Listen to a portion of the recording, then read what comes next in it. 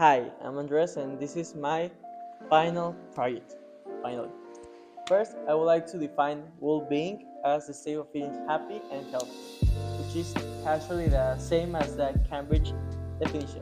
And for the word peace, Cambridge defined it as freedom from war and violence, especially when people live and work together, much without disagreements. These two concepts will become relevant later in the video. My study case is the atomic bomb in Hiroshima and Nagasaki, which marks the end of World War II and the beginning of the Cold War. New technologies such as the atomic bomb, developed by the US, were intended to end the World War II and create a long-lasting global peace. However, this so-called peace came at the devastating cost of particularly Japanese civilians. According to the Bulletin of the Atomic Scientists, the bomb produced 110,000 deaths and led to severe long-term health issues, including radiation sickness, cancer, and deep psychological trauma. This shows that peace defined only as the absence of war is incomplete. True peace must include health, dignity, and well-being. The atomic bomb was a product of rapid industrialization and scientific advancements, yet it illustrates how these same forces can create tools of mass destruction. This case highlights how technology can redefine what peace and well-being mean, though not always in positive ways. In response to tragedies like this, global leaders and communities began to take action. Now, history is made not only by nations but with power, by communities and individuals who actively work for justice. After World War II, global leaders recognized the need to prevent future atrocities. In 1948, the Universal Declaration of the Human Rights, created through international cooperation, led in part by Eleanor Roosevelt, the former First Lady of the US, but also supported by many nations. For the next 2 years, Eleanor Roosevelt dedicated most of her energy to commission the flag in 2008. This was a direct response to global sovereignty and set a standard for protecting human dignity, freedom, and health across the entire world. The UDHR promoted justice by recognizing equality and the right to education, healthcare, and safety. These global efforts show that peace and well-being grow when communities, not just governments, communities, come together to define and defend justice. Another example where global cooperation led to meaningful change was the end of the Cold War.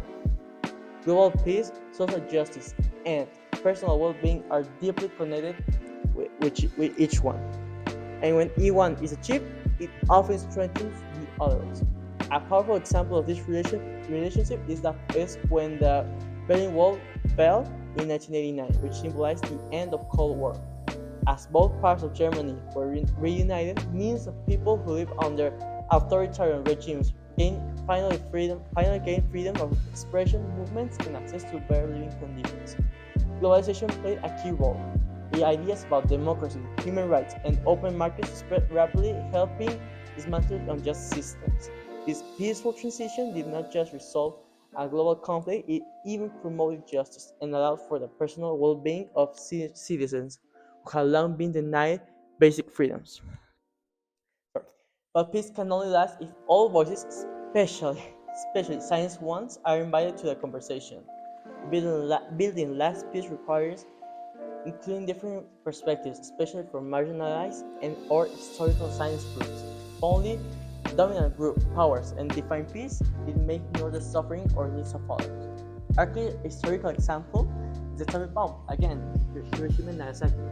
In 1945, which left psychological, social, human, and potential environmental consequences. There were no precedents. This 2023.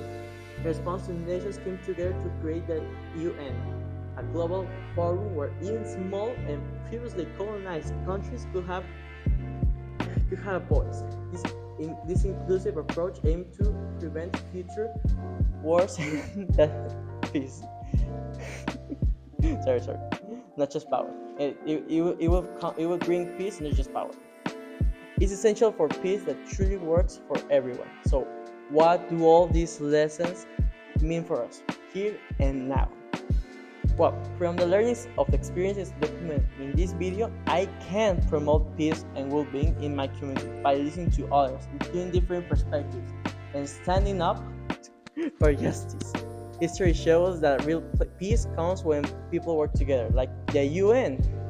When the UN was created after World War II, or when the Berlin Wall fell, I want to make history by being part of the effort, using my voice to defend dignity and fairness. Inclusion, peace isn't just the absence of violence, it's the presence of respect, justice, and care for others. Now, if you excuse me, I want to listen to the stopping now.